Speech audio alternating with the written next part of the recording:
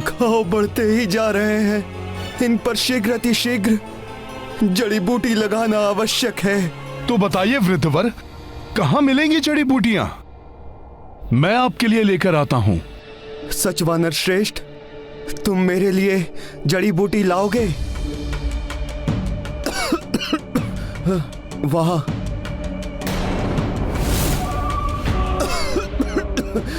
से प्राप्त होगी जड़ी बूटी।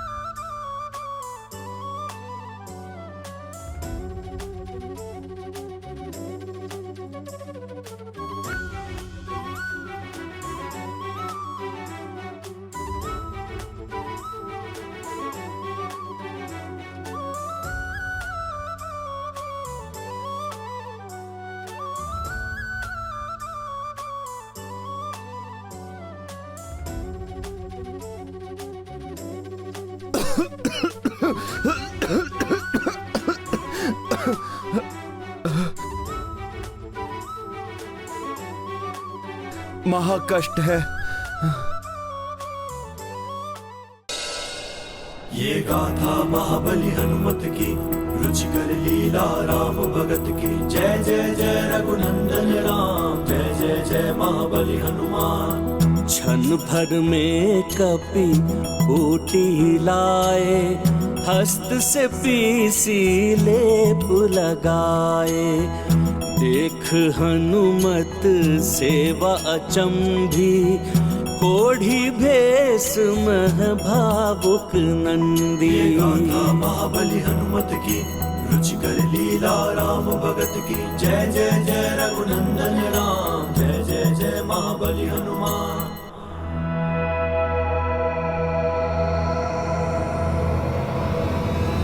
बस हनुमान बस।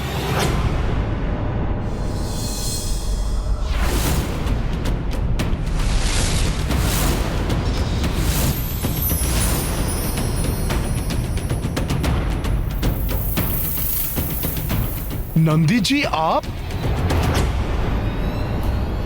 हाँ हनुमान, मैं तुम्हारी परीक्षा ले रहा था कि इतने बड़े युद्ध में विजय प्राप्त करने के पश्चात कहीं तुम्हें अभिमान ने तो नहीं घेर लिया है, परंतु तुम सच्चे सेवक सिद्ध हुए।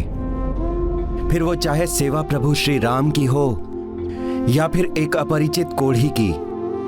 नंदी जी, मैंने तो अपना कर्तव्य निभाया है और आपकी सेवा करके तो मुझे भोले बाबा की सेवा का अवसर भी प्राप्त हो गया, क्योंकि नंदी जी के चरणों में बिना पुष्प एवं जल चढ़ाए कोई शिव जी तक कैसे पहुंच सकता है?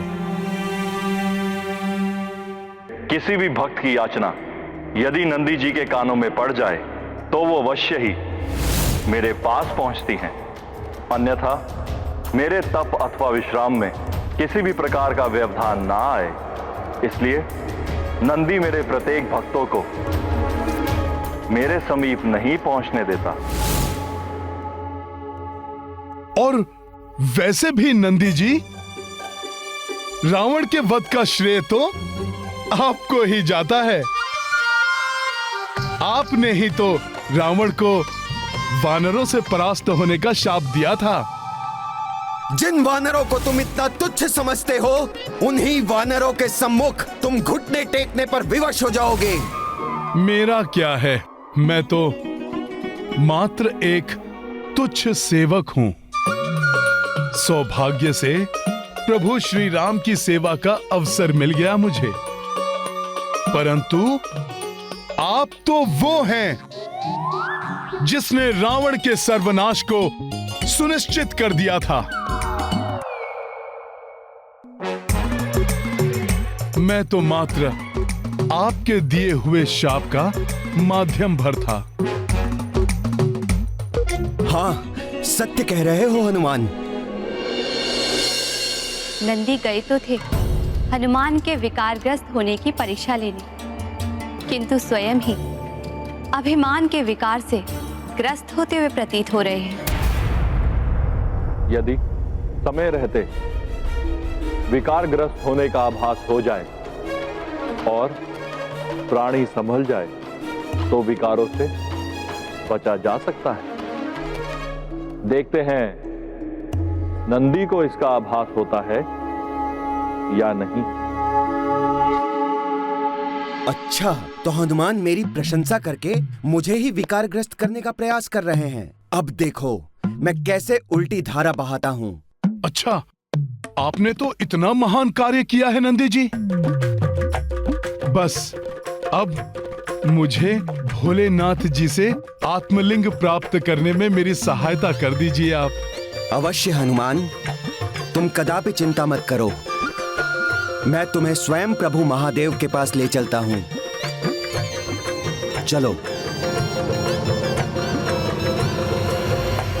किंतु इस बहरूपिये के साथ प्रभु के इस पवित्र धाम में प्रवेश नहीं करने दूंगा मैं तुम्हें।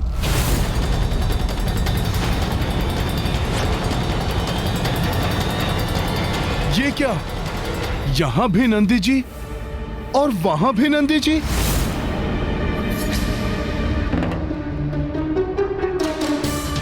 मैं आत्मलिंग लेकर समय पर नहीं पहुंचा तो प्रभु की पूजा का मुहूर्त निकल जाएगा और प्रभु प्रतीक्षा करेंगे तो अयोध्या पहुंचने में विलंब हो सकता है। फिर प्रभु को विलंब होते देख अयोध्या में कहीं कुमार भरत कोई अनिष्ट न कर बैठें।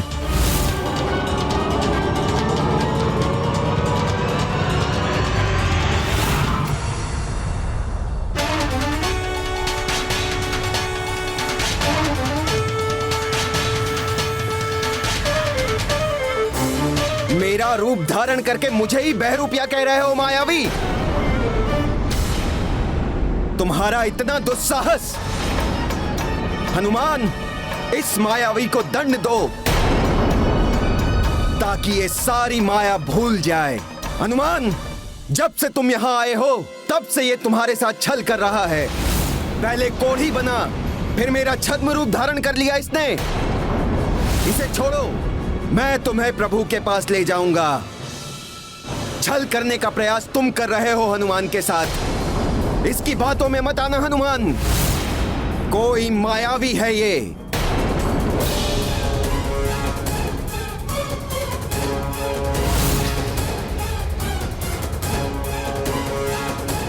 ये दोनों तो समान ही दिखाई दे रहे हैं, जैसे एक दूसरे का ही प्रतिबिंब हो। इनमें कौन वास्तविक नंदी है, कौन नहीं, ये ज्ञात ही नहीं हो पा रहा है। तुम हनुमान के कार्य में अनावश्यक रूप से विलंब करा रहे हो। लेकिन क्या करूं मैं, किनकी बात मानूं? आप दोनों तो पूर्णतया एक समान ही दिखाई दे रहे हैं। हनुमान, ये तुम्हारे महत्वपूर्ण कार्य में विलंब कर रहा है। मेरा विश्वास करो, इस छद्म को यहां से दूर कहीं अनंत में फेंक दो। हनुमान, भोलेनाथ तक मैं तुम्हें ले जाऊंगा, किंतु उससे पहले तुम इस बहरूपिये को मेरे सम्मुख से हटा लो। अन्यथा यदि मुझे क्रोध आ गया तो अनर्थ हो जाएगा। मेरे क्रोध से परिचित होना तुम चलिए, सारी सृष्टि को हिलाकर रख दूंगा मैं। हनुमान मेरे क्रोध से भली भांति परिचित है। इनकी बाल अवस्था में क्या हुआ था इन्हें सब स्मरण है।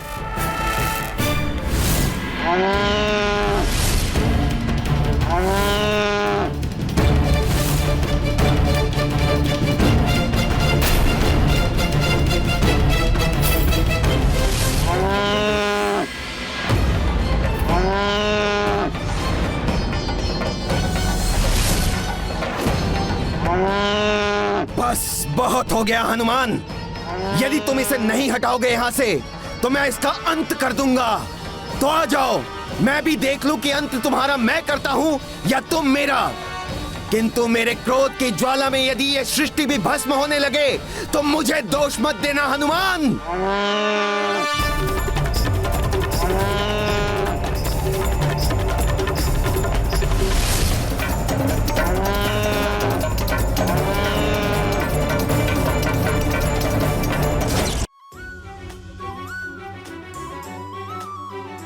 ये दोनों दिखने में तो समान हैं ही, समान रूप से शक्तिवान भी दिखाई दे रहे हैं। यदि वास्तव में दोनों विलग हैं, तो इनके युद्ध से तो सृष्टि में भूचाल आ जाएगा। मुझे शीघ्र ही कुछ करना होगा।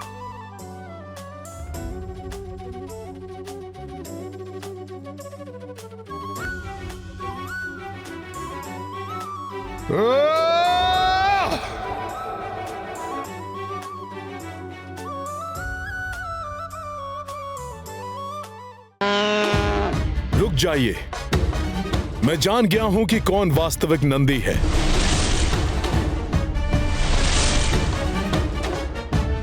तो ठीक है हनुमान, तो तुम इस छद्म रूपी नंदी को हटा दो मेरे सामने से। ऐसा ही होगा, किंतु इसके लिए मुझे सर्वप्रथम कैलाश धाम की परिक्रमा करनी होगी। प्रभु भोलेनाथ से आशीर्वाद लेना होगा, जिससे कि मुझसे कोई त्रुटि ना हो पाए।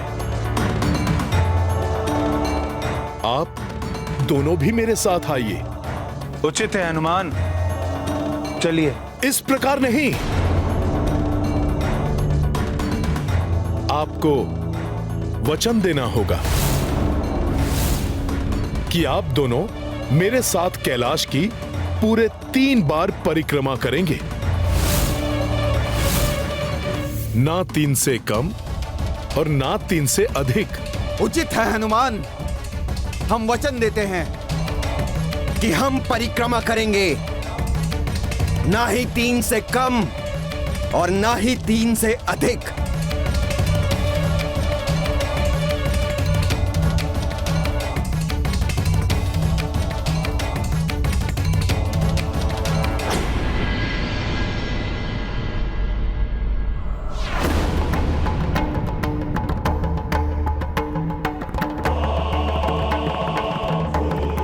ओम तत्पुरुषाय विद्महे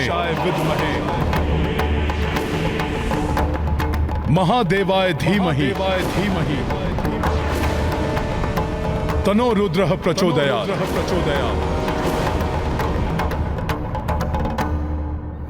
ओहो, हनुमान ने तो अपने बुद्धि चातुर्य से हमें ही उलझा लिया और हम समझ ही नहीं पाए। हम दोनों की एक ही फेरी में 2 परिक्रमा हो गई है। अब यदि एक और फेरी की तो 4 परिक्रमा हो जाएंगी, किंतु हमने तो मात्र 3 ही परिक्रमा का वचन दिया है। ओम तत्पुरुषाय विद्महे महादेवाय धीमहि। अब तो फंस गए हम, क्या करें क्या नहीं, कुछ समझ में नहीं आ रहा है।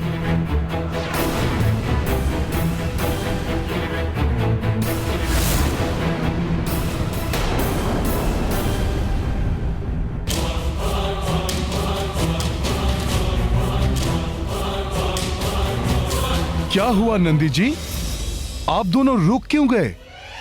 परिक्रमा क्यों नहीं ले रहे हैं? आप दोनों ने तो 3 परिक्रमा लेने का वचन दिया है, ना 3 से अधिक और ना ही 3 से कम। मैं तो हनुमान की कड़ी परीक्षा लेने वाला था, यहाँ तो हनुमान ही मेरी परीक्षा लेने लगे। कैलाश धाम में होकर भी, मेरे भोले बाबा के भक्त होकर भी, 3 परिक्रमा का वचन देकर भी अब आप वचन तोड़ रहे हैं। सोच लीजिए, कैलाश धाम में ऐसा वचन देने का अर्थ है भोले बाबा को ही वचन देना, और यदि अब आपने वचन नहीं निभाया तो बहुत बड़े पाप के भागी बनेंगे आप। किसी की परीक्षा बार बार नहीं ली जाती, एक बार में ही मनुष्य की पहचान हो जाती है। अब पुनः परीक्षा लेते लेते स्वयं ही परीक्षा का सामना करना पड़ रहा है नंदी को। आशा है नंदी को ये समझ में आ गया होगा कि हनुमान बल में ही नहीं, बुद्धि में भी अतुलित है। अब तो 2 से 1 हो जाइए और एक परिक्रमा लेकर अपना वचन पूर्ण कीजिए। इसके अतिरिक्त अन्य और कोई विकल्प नहीं है आपके पास। हनुमान, अब मैं पूरी तरह आश्वस्त हो गया हूं कि तुम्हें कोई भी विकार स्पर्श नहीं कर सकता, फिर वो चाहे अभिमान हो या क्रोध, लोभ हो या मोह या फिर मत्सर, सभी विकार तुमसे दूर ही रहेंगे। तो नंदी जी, अब मुझे शीघ्र ही भोले बाबा के पास ले चलिए। अवश्य हनुमान, किंतु ये तृतीय परिक्रमा पूर्ण करने के पश्चात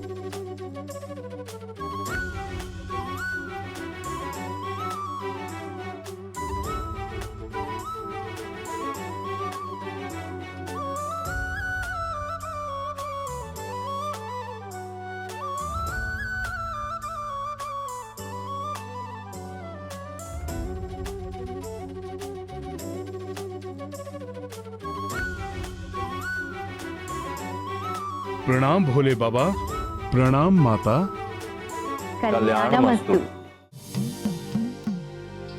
अब तो तुम्हारी शंका का समाधान हो गया ना नंदी?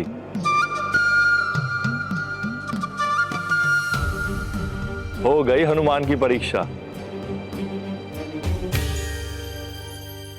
भोले बाबा, जिन प्रभु श्री राम की कृपा से मैं हर एक परीक्षा में सफल रहा, उन्हीं के कार्य हेतु मैं आपके पास आया हूं। मुझे ज्ञात है हनुमान, एवं ये भी जानता हूं कि इसके लिए तुम्हारे पास बहुत ही कम समय शेष है। तो प्रभु, कृपया शीघ्र ही मुझे अपना आत्मलिंग देने की कृपा करें। हनुमान, मेरे आत्मलिंग को प्राप्त करने के लिए बहुत ही कठोर तपस्या करनी पड़ती है। रावण ने तो अपने शीश तक मुझे अर्पित कर दिए थे। अब यदि मैं तुम्हें ऐसे ही आत्मलिंग प्रदान कर दूं, तो यह पक्षपात होगा। भोले बाबा, यदि आपने आत्मलिंग नहीं दिया तो प्रभु की पूजा पूर्ण नहीं हो पाएगी। वो ब्रह्म हत्या के पातक से मुक्त कैसे हो पाएंगे? और प्रभु, मुझे पूर्ण विश्वास है कि इस कार्य से कोई पक्षपात नहीं होगा। वो कैसे हनुमान? वो ऐसे प्रभु कि रावण ने तो आपसे आपकी ही वस्तु मांगी थी, परंतु प्रभु श्री राम तो आपसे अपनी वस्तु मांग रहे हैं।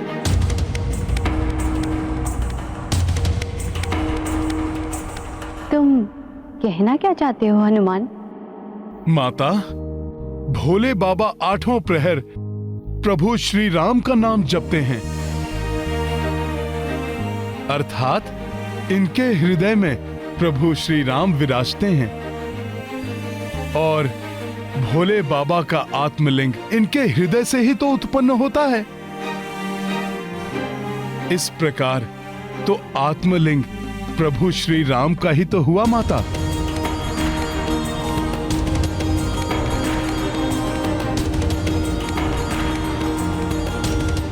तुम्हारा कथन तो उचित ही है हनुमान।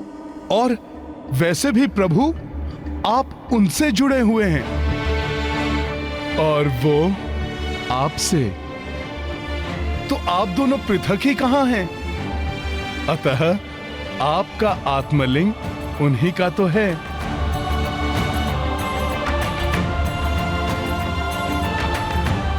बुद्धि, शक्ति, भक्ति एवं विनम्रता में तुम अनुपम हो हनुमान। भक्ति की महिमा को तुमसे अधिक कौन समझ सकता है हनुमान? सच्ची भक्ति भक्त को भगवान से एकाकार कर देती है। तो एक सच्चा भक्त कैलाश धाम से रिक्त हाथ कैसे लौट सकता है? हनुमान अवश्य ही समय रहते लौट आएंगे। तब तक हम पूजा की पूर्ण व्यवस्था कर लेते हैं। प्रभु, मैं हवन सामग्री इत्यादि एकत्रित करता हूँ। मैं और नल पूजा के लिए पुष्प चुनकर ले आएंगे। प्रभु, मैं बेलपत्र एकत्रित करके आता हूँ। ठीक है, आप सब व्यवस्था आरंभ कीजिए।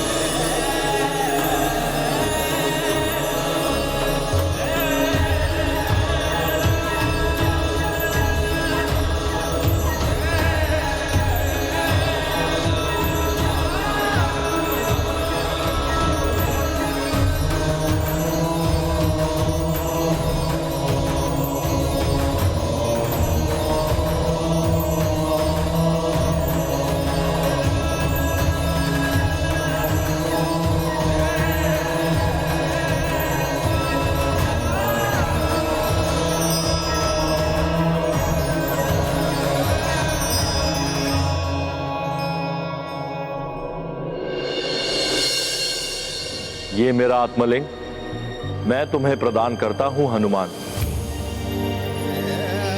सर्व पातक हरता, सर्व सुख करता है यह आत्मलिंग। इसे तुम श्री राम के पास ले जाओ।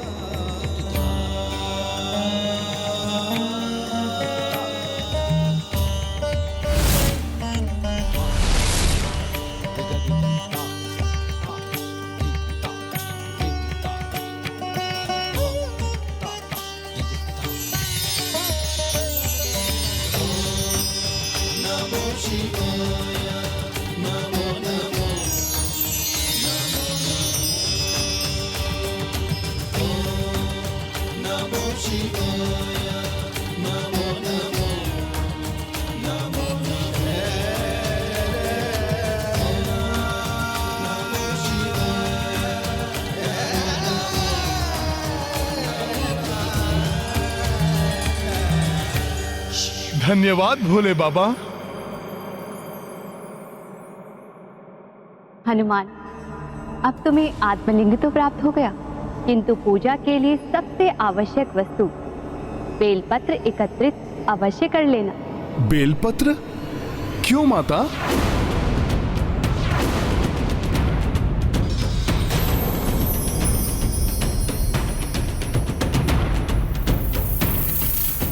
व्यक्ति यदि विनम्रता के साथ बुद्धि और विवेक का प्रयोग करे तो कठिन से कठिन कार्य में सरलता से सफलता प्राप्त कर सकता है।